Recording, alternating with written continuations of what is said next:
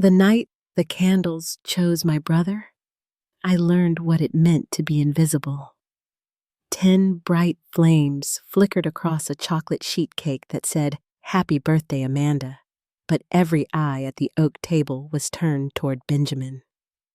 He tugged the ribbon off a glossy box while my mother coached the room to watch closely. "This is the one," and my father lifted the camcorder as if I were a shadow passing through their living room. When the lid came free, the new gaming console caught the porch light like a trophy, and the adults clapped. My name sat in icing neat and perfect, while my own present, a stack of sweaters folded in tissue, warmed nobody's voice. My mother touched my shoulder with the same hand she used to smooth tablecloths and whispered, "Don't sulk. Be grateful." I blew out my candles in a single breath and tasted wax where sugar should have been. Before I go on, tell me where you're listening from down in the comments. And if you've ever stood in a room with your name on the cake while someone else opened the gifts, hit that like button and share this story with someone who will understand. But to understand how that birthday shaped everything that followed, you need to know the house I grew up in and the rules that lived there longer than love. My name is Amanda Harper, and I came of age in a brick colonial on a quiet street outside Chicago where the lawns stayed short and the blinds stayed shut. You could hear the metro trains moan after dark, long notes stretching across our block like a warning. Inside, mornings began with my mother's heels on tile and ended with my father's newspaper opening like a wall. I learned to read weather from their faces' sun when Benjamin charmed storms when I asked for anything that couldn't be measured in grades or poise. In that house, being a good daughter meant making yourself small enough to fit inside other people's expectations. My mother, Eleanor, loved clean lines, honor rolls, and any mirror that returned a version of herself that never cracked. She inspected me like a report. Hair back, chin-level posture, like a yardstick. When I brought home a 98 in 3rd grade, she tapped the red circle with her nail and asked, "What happened to the other 2%? The words were soft, but they lodged under my ribs like a splinter. I told myself I could work harder, eat the right breakfast cereal, line my pencils by height. Perfection had a sound in our kitchen, and it was the silence after she nodded once and walked away. My father, George, sat with the evening paper like a shoreline you can't reach. He came home at 8, loosened his tie, and let the crosswords stand between us.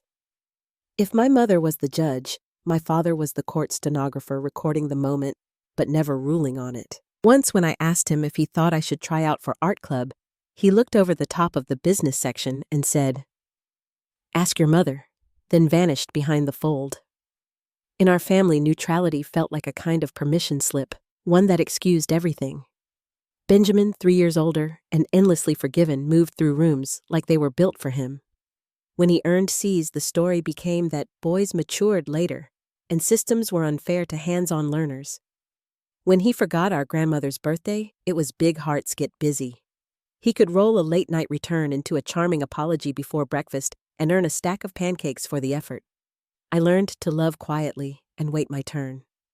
The day of my 10th birthday, I asked for one thing, a real art set with tubes of paint and a wooden box that snapped shut like a promise.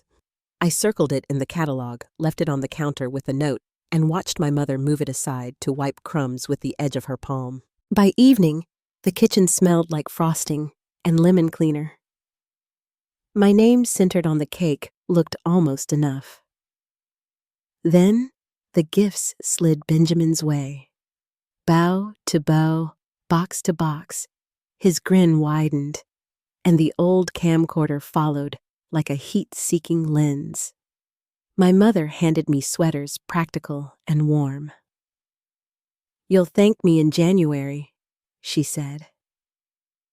Outside, the porch light hummed. Inside, my thank you sounded like a swallowed coin. I found the art set months later on Christmas in secret, smuggled under my bed by Aunt Martha. She arrived with peppermint breath and mittens on a string, pulled the wooden box from her bag, and winked.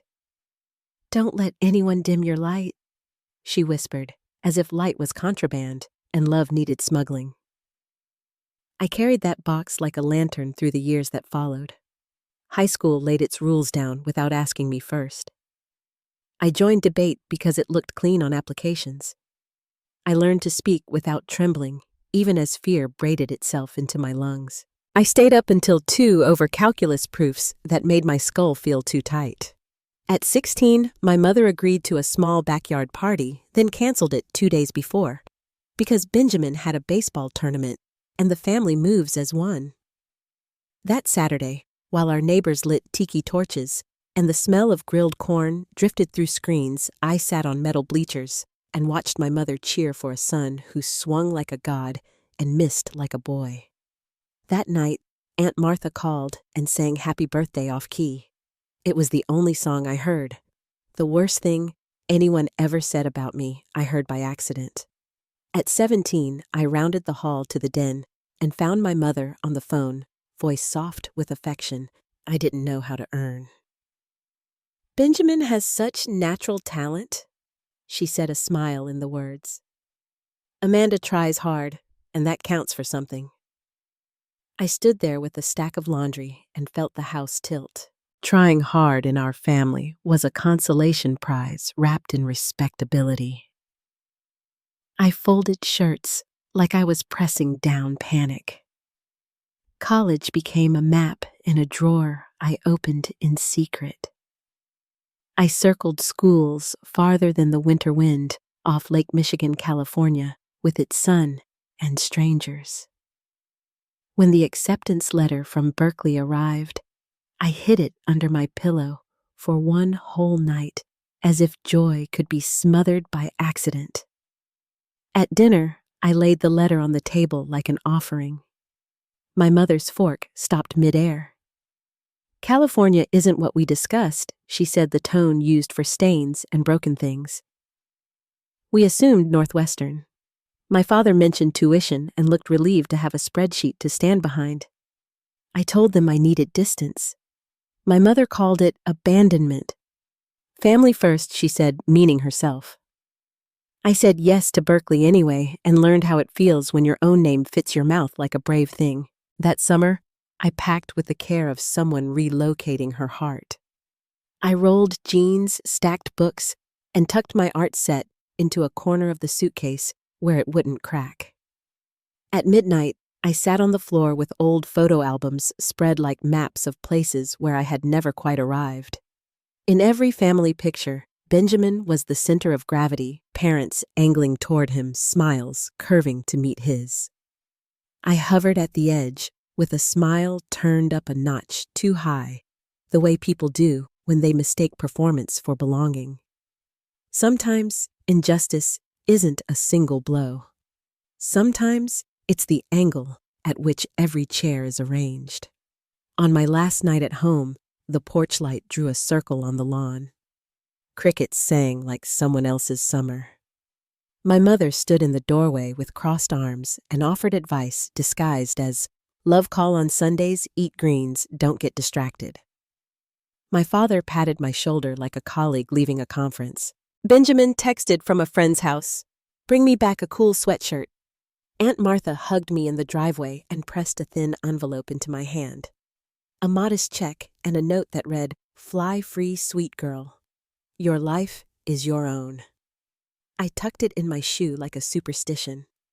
At the airport, I watched Midwest, light spill across the windows, and counted all the times I had folded myself in half to fit what was asked. A boy in a Cubs cap dragged a stuffed bear by one arm, and his mother bent to meet his eyes an ordinary tenderness that landed in my chest like a truth I couldn't name. The gate agent called my row. I stepped into the jetway and felt the air change from summer to metal. Behind me, the city kept its own council. Ahead, there was Pacific fog and a room with blank walls. On the plane, I imagined a life where my value wasn't an equation solved by someone else's comfort. I pictured a dorm room with posters crooked on purpose, a campus where nobody knew the choreography of our kitchen, a morning where perfection wasn't the price of peace. The engines gathered themselves. We lifted off over rectangles of neighborhood and the thin silver of the river. From the window, our street looked like a line drawn by a careful hand, tasteful and tight. The thing about injustice is that it doesn't always end in fireworks or shouting. Sometimes it lives in the quiet agreement that someone else's desires matter more than yours, and it teaches you to applaud on command. I didn't know then how deep that lesson went, or how long it would take to unlearn. I only knew that distance felt like air, and air felt like a chance. In Berkeley, I would discover that freedom at first has no furniture. I would stand in a new room and struggle to remember what I liked for breakfast. I would learn that when no one is measuring you, you don't immediately know where to put your own ruler. But on that night, the night the candles chose my brother, and the room clapped for his gift with my name on the cake, I understood the shape of the problem. It wasn't that I wasn't loved. It was that love in our house was conditional, bartered, and balanced on the edge of performance. And I was tired of dancing. I carried that tiredness onto the plane like an extra bag nobody weighed. I carried Aunt Martha's note and my mother's voice and my father's newspaper and the sound a ribbon makes when you pull it fast. Somewhere high above Iowa, a flight attendant asked if I wanted anything, and I surprised both of us by saying yes. By the time wheels touched new ground, the sun was leaning west, and the air smelled faintly of eucalyptus. I walked through the terminal with my suitcase clicking across tile, the art set knocking gently against sweaters and books. Outside, a shuttle idled. Students laughed with the kind of ease that made my throat ache. I looked for a sign with my name and found only sky. I didn't know it then, but injustice had already done its cruelest work. It had taught me to disappear from my own life. What I would learn next, what I had to learn, was how to reappear. And as the sliding doors opened to the California evening with strangers brushing past, and a new wind on my face, a question rose up that I couldn't put back down if no one is clapping. Who are you? I stepped into the answer alone. The first thing I noticed about California was the light. It wasn't the timid gray that clung to Chicago in early fall. It was wider, older, stretching across the bay with a kind of permission I hadn't known existed. When I stepped off the shuttle at Berkeley, I stood for a moment beside my suitcase, the air thick with eucalyptus and ocean salt. Students hurried by in loose jackets and sneakers, laughing like people who had never been told to quiet down. I should have felt free, but what I felt instead was unmoored. The dorm room smelled faintly of paint and detergent. My new roommate Jessica was already unpacking her hair tied back in a messy bun. She looked up, smiled easily, and said, "You must be Amanda. I took the left side. It's closer to the outlet. Hope that's okay." I nodded, surprised by how gently she had claimed space. Back home, every claim had come with an argument. Here, it was an invitation. That first week passed in a blur of orientation sessions, maps, and nervous laughter. Jessica talked to everyone, waving across dining halls, holding doors, remembering names. I stayed close behind, learning the rhythm of her confidence. She called her parents every evening, short calls filled with warmth and everyday nonsense. Once after she hung up, she caught me watching and asked, "Don't your folks call?" I smiled too quickly. "They're busy." It was easier than explaining that my mother's calls were interrogations disguised as concern, or that my father's silence said everything she didn't need to. Even so, Jessica made room for me. When I stayed late in the library, she'd text to ask if I was okay. When I forgot dinner, she'd save me an apple. In her company, laughter began to feel less dangerous. Still, the habits of my upbringing clung tight. I apologized for taking too long in the shower, for breathing too loud when I studied. I flinched at compliments, waiting for the hidden correction that never came. My mother's voice followed me across the country. It surfaced whenever I hesitated when I chose a class because it interested me rather than because it looked impressive when I wore jeans with frayed knees when I laughed too loud. That voice whispered caution, shame, and the eternal reminder that I was never enough. At night, I sometimes dreamed of our kitchen in Illinois, the ticking clock, the soft hiss of her disapproval.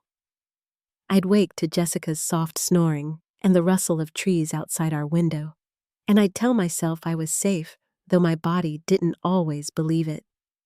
By Thanksgiving, flights were too expensive, and I told my family I'd stay on campus to work on a project. My mother's reply was brief. "Suit yourself. Benjamin is bringing his new girlfriend for dinner. We'll miss you." It stung, the casual dismissal, the way she said we, as if the family remained intact without me. Jessica's mother, upon hearing, insisted I come to Portland instead. "No one should eat dorm food on Thanksgiving," she said through the speakerphone. Her voice was warm, husky, full of laughter. I agreed, though I was terrified. Their home smelled of cinnamon and pine. The first night, her father greeted me with a handshake and a bear hug. "Any friend of Jess's family here?" he said. Over dinner, her younger brothers told jokes that made everyone laugh, even when the jokes were terrible. When her mother asked about my parents, I answered politely but sparingly. She nodded, eyes kind, and changed the subject. That small mercy nearly broke me. I had spent my life around people who asked questions to find faults. Here, kindness was ordinary, not earned. The night they sent me to bed with a blanket and a goodnight hug, I lay awake, staring at the ceiling fan, realizing that what I'd been taught to call love had never felt like this. Back at school, the world seemed different. I began to study not for grades, but for curiosity. Marketing classes drew me in the way emotion could be shaped by color, language, timing. There was art hidden inside numbers, story stitched inside structure. When I spoke up in class, my hands trembled, but my voice didn't. One professor noticed and offered me an internship at a small San Francisco agency. It paid almost nothing, but I said yes before doubt could find me. My mother called that evening as if she could sense I had made a decision without her. "How are your grades?" she asked before anything else. When I told her about the internship, she paused. "That's fine, I suppose, but don't let it interfere with real goals. Benjamin is up for a promotion. He says management already treats him like family." The irony almost made me laugh. I told her I was happy for him, then changed the subject. My father's voice murmured something faint in the background, but she didn't hand him the phone. Working at the agency was the first time I felt capable without needing proof. I learned fast, stayed late, and found a rhythm that made sense to me. My boss, a sharp woman named Lila, noticed. "You've got instinct," she told me one night while locking up. "You just need to trust it." It was the first professional praise that didn't come with a warning label.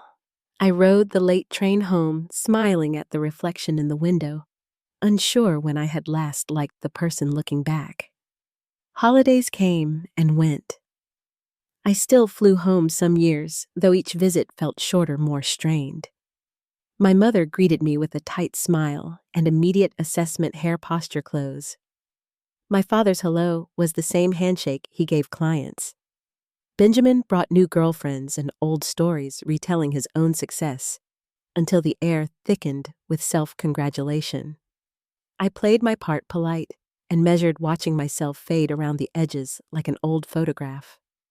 One winter break, I found myself standing at the kitchen window, watching snow gather on the porch light.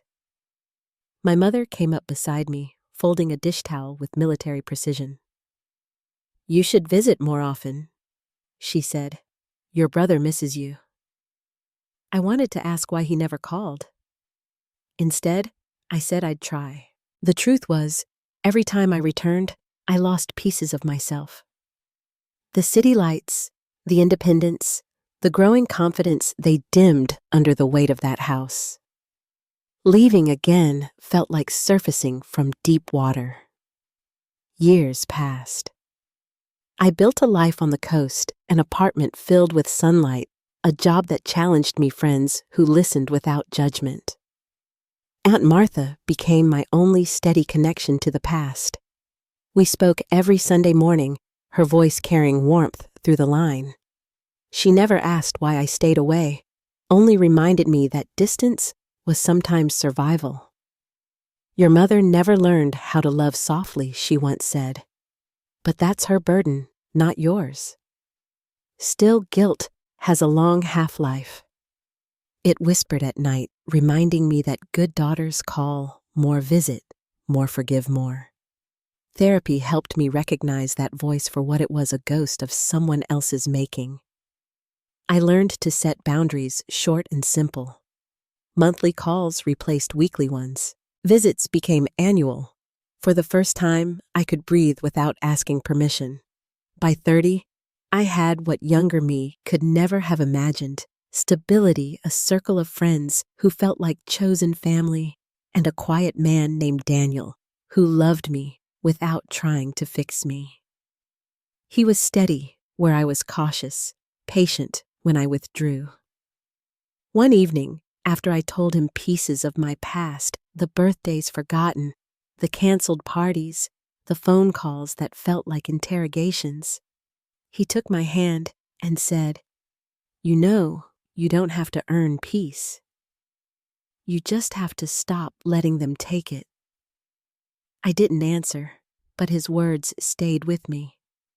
Despite everything, part of me still sought my family's approval. Each phone call, each polite holiday card was a small test I never stopped taking.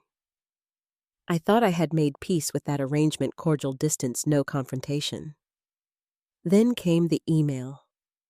It arrived one Tuesday in April, just after lunch. No subject line, no signature, only attachments, and a brief note: Amanda Harper should know the truth about her family. The first file was a photo of my mother's diary, open to a page where my name appeared over and over beside the words "Financial Solution" and "Amanda Trust Fund." The second was a bank statement in my father's name, showing withdrawals that matched dates when Benjamin's promotions had been announced. The last was a short audio clip, Benjamin's voice unmistakable, saying, "She has no idea. By the time she figures it out, it'll be too late." I remember sitting very still, the city outside my window, humming with indifferent calm. The sounds felt distant, as if I were underwater. I read the email again, waiting for it to turn into something else. A prank. A misunderstanding. Anything but what it was. But the handwriting was my mother's, the same neat cursive she'd forced me to copy as a child. The voice was my brother's. The evidence didn't lie. That night, I couldn't sleep. I walked the apartment floor until dawn, the city lights flickering on my walls. My mind raced through every memory, every favor they'd asked, every unexplained comment. Slowly, the pieces began to fit. Their sudden warmth in recent months, the repeated invitations to talk about family matters. Even my mother's uncharacteristic nostalgia during our last call. It had all been a prelude. By morning, disbelief had burned into clarity. I wasn't paranoid. I hadn't misread their motives. For the first time in my life, the imbalance I'd felt was visible, undeniable, recorded in black and white. They weren't just emotionally manipulative, they were desperate. And I was their solution. The thought made my stomach twist. I poured coffee I couldn't drink and watched the fog roll over the bay. Somewhere between anger and exhaustion, a quiet truth settled in. My family hadn't changed. I had. I wasn't the child waiting for permission anymore. I was the woman they underestimated. I called Aunt Martha that evening. Her voice came sharp through the line. "Amanda, whatever's happening, don't face it alone." She didn't ask for details, but I heard the worry she tried to hide. After we hung up, I opened my laptop again, stared at the evidence, and began taking screenshots, labeling files, organizing dates. I didn't know yet what I would do, only that I wouldn't look away. When the sun rose the next morning, it caught the edge of the art set Aunt Martha had given me all those years ago, sitting on my bookshelf. The wooden box was scuffed now, the brass clasp dulled with time. I ran my thumb along its lid and thought of her words, "Don't let anyone dim your light." For years, I had mistaken silence for peace, but peace, I realized, requires honesty, and honesty was about to change everything. I didn't go into work the next morning. I sat at my kitchen table with my laptop open, the screen still glowing with that message I wished I could unread. The light outside was soft, but my thoughts felt sharp, jagged. I replayed the audio over and over until my stomach clenched each time I heard Benjamin's voice. The words sounded casual, but the meaning was anything but. There was no misunderstanding left to reach for. By noon, I'd decided to act. A friend at the firm, a quiet woman named Lila, had once mentioned a retired detective who handled delicate cases for corporate clients, someone who found truth when things didn't add up. His name was Robert Callahan. I searched for his number, then sat with the phone in my hand for a long minute before dialing. His voice, when it came through, was steady, older, with that no-nonsense calm of someone who'd seen more than he'd ever tell. "Family cases can get messy," he said, after I explained what little I knew. "People want to believe the best in the wrong people. But if you're ready to know, I'll find out." He met me that same afternoon at a coffee shop near the Embarcadero. He was taller than I expected, gray-haired, with a detective's eyes, always searching, never judging. I handed him a folder with printed copies of everything I had, the photos, the bank statement, the transcript I'd typed out from the audio clip. He studied each page without comment, then looked at me. "I'll need a few weeks," he said. "Stay calm, keep your distance, and if they contact you, play along." For the first time in hours, I exhaled. I wasn't alone in it anymore. The next days passed like fogged glasswork sleep waiting. My family's texts continued cheerful and oddly timed, my mother suggesting we all spend your birthday together like old times. Her tone was syrupy forced. I answered politely, buying time, all while forwarding every new message to Robert. 3 weeks later, he called. "You should come to my office," he said. "I've got more than you probably want to hear." His office sat on the 3rd floor of an aging brick building that smelled faintly of paper and dust. He poured coffee into heavy mugs and slid a thin folder toward me. "Your father's company is in trouble," he began. "Financial irregularities. He's been covering losses, some from your brother's accounts, some from his own gambling debts." I froze at that word. Gambling. It was something my mother used to say with disdain when neighbors' husbands went to the racetrack. But apparently it lived in our house, too, behind closed doors and polite dinners. Robert flipped through the pages, tapping each document as he spoke. "Your brother was asked to resign 6 months ago. They kept it quiet to avoid embarrassment. The company's been under quiet investigation ever since." He paused before adding, "Your parents' mortgage is maxed out credit cards, too. I've tracked inquiries about your trust fund calls made by your father to the trustees' documents requested by your mother. They can't touch it without your signature. That's what this dinner is about." I stared at the folder. It was worse than betrayal, it was planning. They'd been weaving this for months, maybe longer, while smiling through phone calls and pretending nothing was wrong. That night, I didn't cry. I sat on my balcony watching the fog swallow the skyline and thought about how easily love can turn into strategy. For years, I'd given them the benefit of the doubt. Now I saw what that trust had cost me. 2 days later, the second message arrived. No greeting, just a video file. I almost deleted it before remembering Robert's advice, always open the truth. The footage showed my parents' kitchen, our old kitchen, lit by the yellow light above the table. My mother sat with her elbows resting on folded papers, my father beside her, and Benjamin across from them. Their voices were low, but clear.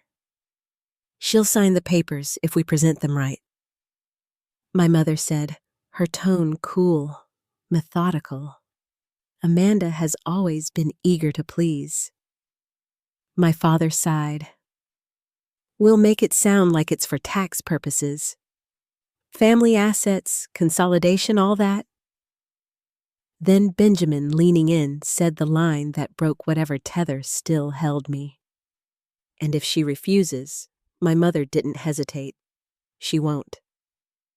I know which buttons to push.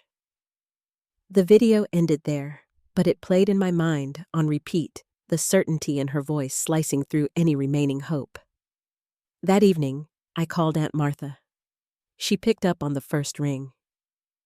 Amanda, she said, her voice already tight.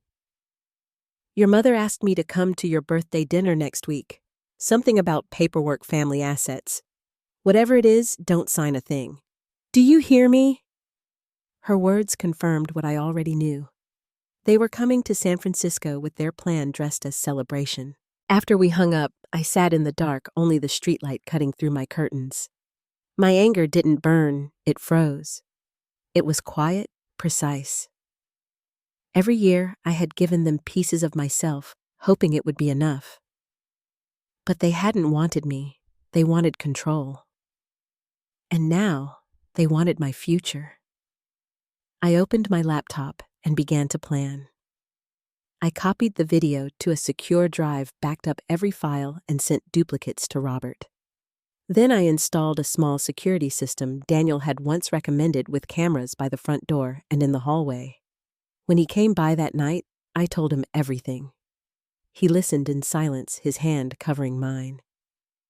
You don't owe them a confrontation, he said softly. We can leave town. Let them find an empty chair. But I shook my head. If I run, they'll just try again. I need them to see that I know. I need them to stop. He nodded slowly. Then I'll help you set it up. The next few days unfolded like a ritual. I packed an overnight bag and left it by the door.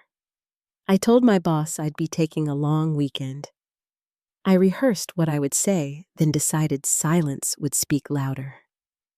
On the morning of my birthday, the city was unusually clear. Sunlight poured through the windows, catching on the small bouquet Daniel had left by the sink. I stood by the window, watching the bay glint in the distance, and for the first time, I felt calm. At noon, my phone buzzed with a text from my mother. Just landed. Can't wait to see your new apartment. 6 p.m. Sharp. I didn't answer. By 4, I'd left the apartment exactly as it was, neat lights off, table cleared. I crossed the street to a cafe with a wide view of my building and ordered black coffee I didn't intend to drink. At 5:55, the rental car pulled up. I saw my father first, moving slower now, his suit too formal for the weather. Then, my mother, perfect as ever, scanning the street for flaws. Benjamin came last, phone in hand, impatience already visible in his stride. I watched them from behind the glass as they entered the building, my heart steady but cold. Through the app on my phone, the live feed showed them at my door, knocking, calling my name. 10 minutes passed before my mother sent the message. Where are you? I typed slowly the words, crisp and final. Away from my toxic family. Then I sent the video file. On my screen, I saw the moment realization hit them. My mother's face drained of color. My father froze, and Benjamin stared at his phone as if it had betrayed him. Their voices rose, fragments catching on the microphone. She knows. How could she? Who sent this? Then silence. My phone started buzzing with calls, first my mother, then Benjamin, then my father. I let them ring. Messages followed, some defensive, some pleading. The last one from my mother carried that same commanding tone she'd always used. Whatever you think you know, it's not the full story. We're family. Call me immediately. But this time, the power in her voice fell flat. I wasn't that child anymore. I was watching 3 strangers at my door, and for the first time, I didn't feel small. When Benjamin finally slammed his fist against the door, my mother flinched. My father stepped between them, weary. "It's over," he said quietly. "She's not coming back." His words reached me through the speaker, thin and final. Then they turned away. As their car pulled from the curb, I exhaled, feeling something loosen deep inside a thread that had held me all my life. I stayed at Jessica's that night, sitting on her small balcony while the city lights flickered below. She handed me a blanket and asked if I was sad. I thought about it for a while before answering. "Not exactly. I think I'm grieving the family I thought I had." She nodded. "That's still grief." The air smelled faintly of rain, and somewhere a train horn echoed. For the first time in years, I didn't feel the need to explain myself. I didn't owe anyone that. What I had lost was an illusion, and what I had gained was the truth. When dawn came, I watched the light spill across the rooftops and knew I couldn't go back, not to the house, not to the role, not to the person who thought love required permission. The old patterns were broken, and in their quiet ruin, something steadier waited. I reached for my phone and blocked my mother's number, then Benjamin's, then my father's. Each tap felt like a step towards something solid, something that finally belonged to me. Outside, the fog was lifting, and for the first time, so was I. The morning after they left my door, I expected silence. Instead, my phone became a machine of noise calls, messages, half-formed, apologies that all sounded like excuses. I ignored them all. By afternoon, even ignoring felt exhausting. So I turned my phone face down on the table and let the light blink against the wood until it went still. That night, Jessica made soup and sat with me on her couch. "You're not wrong for protecting yourself," she said softly, her eyes steady on mine. "They'll twist it however they can, but truth has a way of holding its own." Her words landed gently, but they held weight. I had exposed the truth, and now I had to decide what to do with it. By the end of the week, I realized avoidance wouldn't be enough. If I didn't draw clear boundaries, they'd find ways to test every edge of them. The calls were slowing, but not stopping. The messages had shifted tone from panic to pleading. My mother's last voicemail was tearful, almost fragile. "Amanda, please, let's talk about this before you do something drastic." I knew what she meant. She was worried I might cut them off completely. And for the first time, that idea didn't sound drastic. It sounded necessary. The next morning, I found an attorney who specialized in family financial disputes. Her name was Susan Richardson, a composed woman in her 50s who spoke with calm precision. Her office overlooked the bay, the kind of view that made people tell the truth without realizing why. After reading the evidence, she leaned back in her chair and folded her hands. What they intended wasn't just emotional manipulation, she said. They were preparing to commit financial fraud. "You have every right to protect yourself." Hearing it, framed so plainly, steadied me. Together, we drafted a cease and desist letter, clear, factual, and without emotion. It stated that any attempt to access my finances would result in legal action. I hesitated before signing, staring at the paper, as if my signature could cut through decades of history. When I finally wrote my name, it didn't shake. The letter went out by courier that afternoon. 2 days later, Aunt Martha called. "Your mother is furious," she said, trying not to sound amused. "She told me you're overreacting to a simple misunderstanding." "Did she say what the misunderstanding was?" I asked. "No," Aunt Martha said, her voice tightening. "But Amanda, I'm proud of you. They've leaned on you for too long. It's about time you leaned away." There was a pause before she added, "I'll be in San Francisco next week for a conference. There's something you should see while I'm there. Things I should have told you a long time ago." When we met at a small cafe near the wharf, she looked uneasy. She wore her reading glasses on a chain and kept turning her mug slowly between her palms. "Your father's gambling didn't start recently," she began. "It started before you were born. Your mother covered for him, sold jewelry, refinanced the house borrowed from family. It became their private secret, the glue and the poison in their marriage." She reached into her purse and took out a folder. Inside were photocopies of loan documents, names, amounts, signatures I recognized. "He owes over 100,000 to relatives," she said, "including me." I looked at her startled. "Why didn't you tell me?" "Because I thought I was protecting you," she said quietly. "I didn't want you to see how deep it went. But now I realize that silence only left you defenseless." Her voice softened.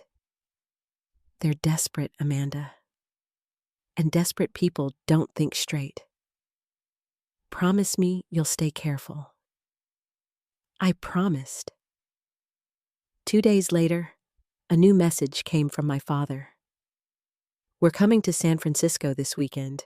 We need to resolve this face to face." He'd always been polite, even in deception, but the word resolve read like a threat. I called Susan, my attorney, and told her, "If they want to meet, it happens here," she said.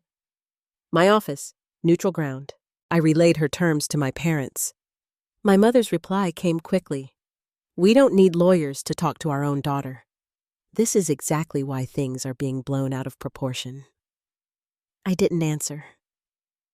2 hours later, my father sent a message confirming the appointment. The day of the meeting, the sky hung low and gray, that kind of soft California overcast that makes everything look honest. I arrived early, sitting in the waiting area outside Susan's office with a cup of water I couldn't drink. When the elevator doors opened, I saw them, my parents, perfectly timed, as always. My father's suit was pressed. My mother's heels clicked against the marble floor. For a moment, the sight of them, the physical reality of them, brought back that old reflex, the need to shrink. I stayed seated. Then Aunt Martha stepped out of the next elevator. My mother's surprise flickered like a flashbulb. "You invited her," she hissed. "No," I said calmly. "You did." Susan ushered us into the conference room, the table polished to a mirror's shine. She began without ceremony. "We're here to clarify boundaries and prevent further attempts to access Amanda Harper's trust fund. The recorded evidence of prior discussions makes your intentions clear." My mother stiffened. "That's a distorted view of a private family conversation." Susan didn't raise her voice. Private or not, the content was coercive. My father looked down, adjusting his cufflinks. My mother's composure cracked just slightly. "Families help each other," she said, her voice rising. "We've sacrificed everything for her education, her opportunities. And now when we need help, we're painted as criminals." "You plan to deceive me," I said quietly. "That's not help. That's exploitation." My father tried to interject, but Aunt Martha spoke first. "You borrowed from me too," she said evenly. "And from Richard, and from your own brother. You haven't repaid a cent." My mother turned toward her, betrayal in her eyes. You had no right to endanger your daughter," Aunt Martha cut in. "Someone in this family has to start telling the truth." The air in the room changed. My mother's shoulders sagged, and the controlled rhythm of her breathing broke. "Fine," she said suddenly, her voice sharp as glass. "Yes, we're in debt. Yes, we needed her help. Benjamin made mistakes, and we were trying to fix them. Is that so unforgivable?" "It's not about forgiveness," I said. It's about honesty. You tried to use my love as leverage. Silence followed, heavy and final. My father leaned back in his chair, defeated. "She's right," he murmured. "It's over, Eleanor. We've lost her." The words landed like a confession, but not the kind that brings peace. It wasn't sorrow I saw in my mother's face. It was disbelief, the realization that the control she'd wielded for decades had finally slipped through her hands. I stood then slowly. "You haven't lost me," I said. "You never really had me." Susan gathered the papers, the sound of them sliding together, marking the end. As my parents left, my mother didn't look back. My father did briefly, his eyes tired, as though he had finally seen the cost of his silence. When they were gone, Aunt Martha walked around the table and hugged me tight and wordless. "You did well," she whispered.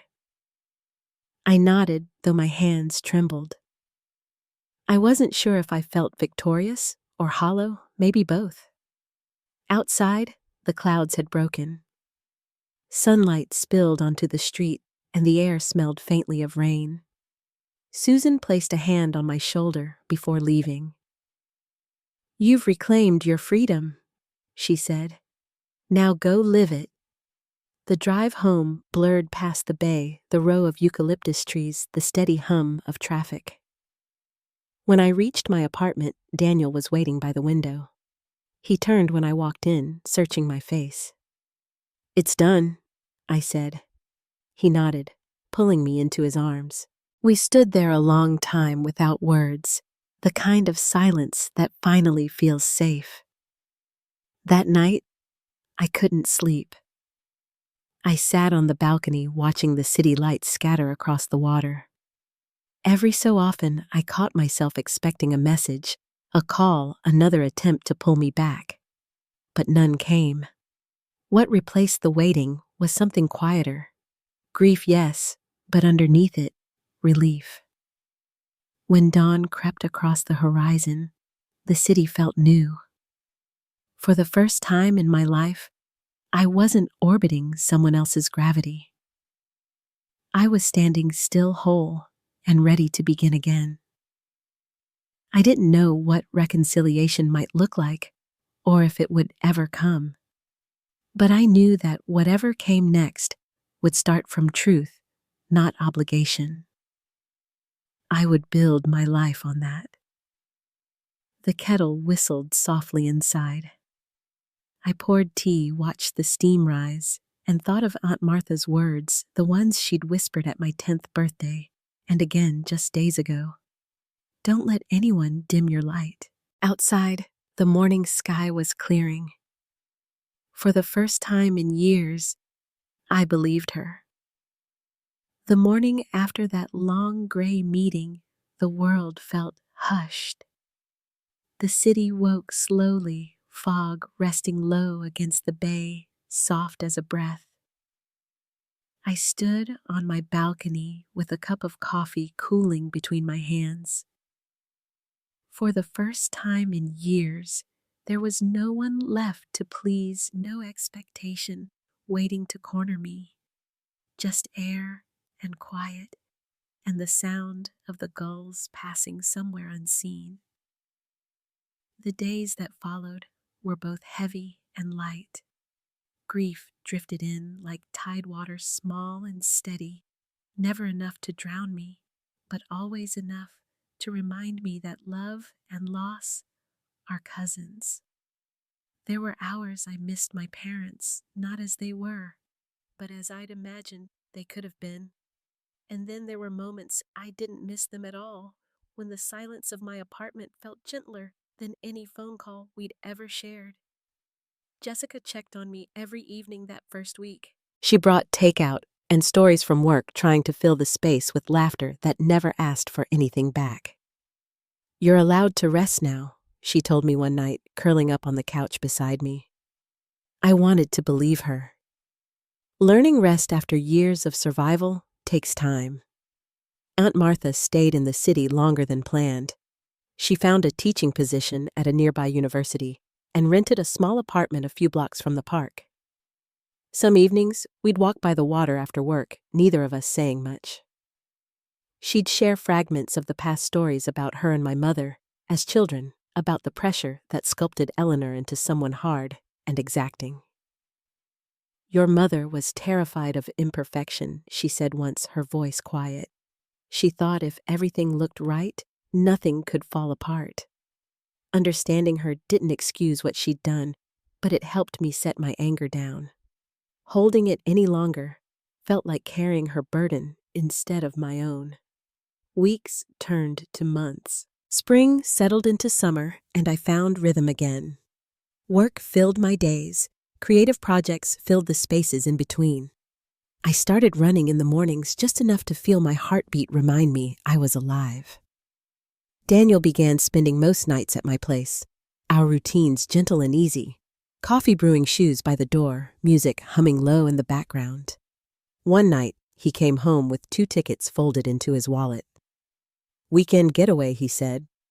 No plans, no family drama. Just us. We drove up the coast the next day, winding through miles of fog and redwoods until the ocean opened like a secret. The cliffs were high, the waves restless. We stood at the edge in silence, wind tugging at our jackets. For once, I didn't feel the need to talk. I wasn't thinking of what I'd lost, only what I still had: the warmth of his hand, the steadiness of the ground beneath my feet.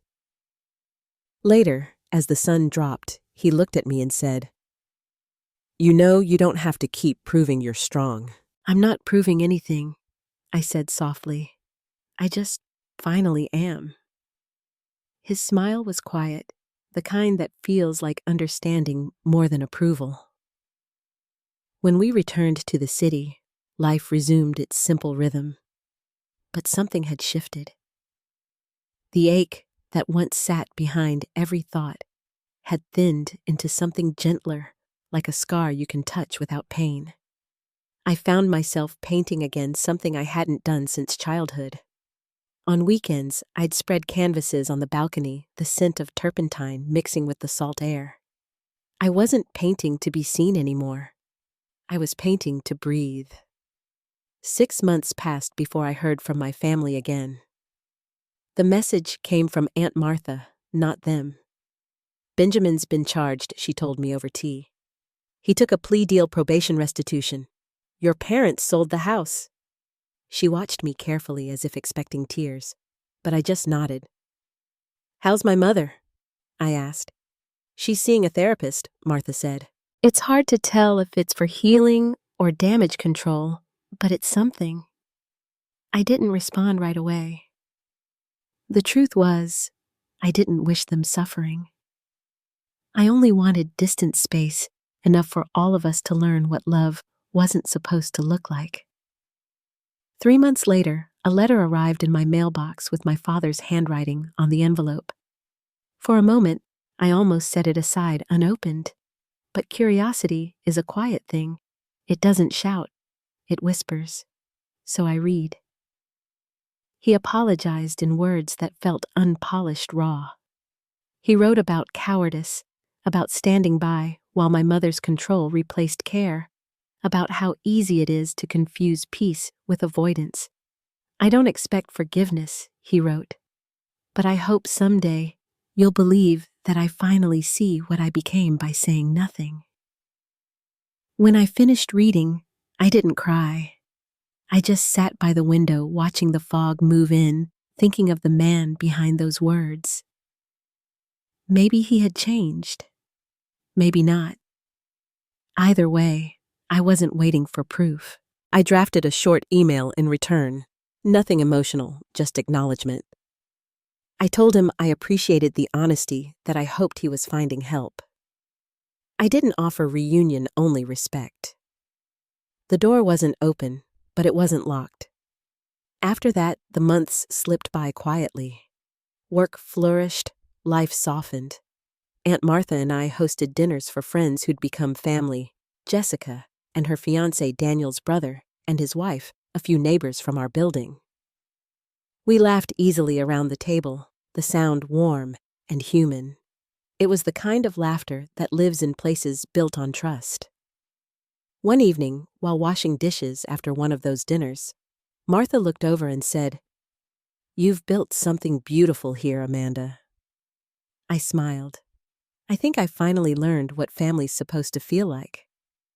Her eyes glistened, but she only nodded. That's all any of us can hope for. By the time my 33rd birthday arrived, I felt ready to celebrate not the day itself, but the year behind it. I baked a chocolate cake that morning, the same kind I'd wanted as a child. Daniel hung streamers while singing off-key to an old jazz record. Jessica arrived with flowers. Aunt Martha wrote out cards to friends who couldn't come. When everyone gathered that evening, our apartment was filled with the hum of conversation, the smell of sugar and coffee, and the soft light of candles catching in the windows. As they began to sing, I looked around at the faces that had carried me through the darkest year of my life. Faces of people who had chosen me not out of obligation, but out of care. When it was time to make a wish, I didn't have to think. I closed my eyes, took a slow breath, and felt gratitude settle deep in my chest. Not for luck or love or even peace, but for the courage it took to choose all three. After the candles went out, the room glowed with quiet. Someone turned the music low, and for a moment, everyone simply talked softly over the hum of the city outside. I stood by the window, watching the lights shimmer over the water, and thought of how far I had come.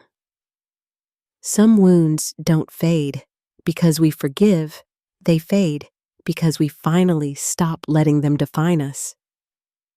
My story had begun with silence, but it was ending in light. If this story spoke to you, tell me where you're listening from, down in the comments. And if you've ever had to let go of people you still love, know that peace isn't something they give you, it's something you decide to keep. Thank you for being here tonight, for listening, and for sharing this quiet space with me. I hope you find your own kind of light, the kind that stays.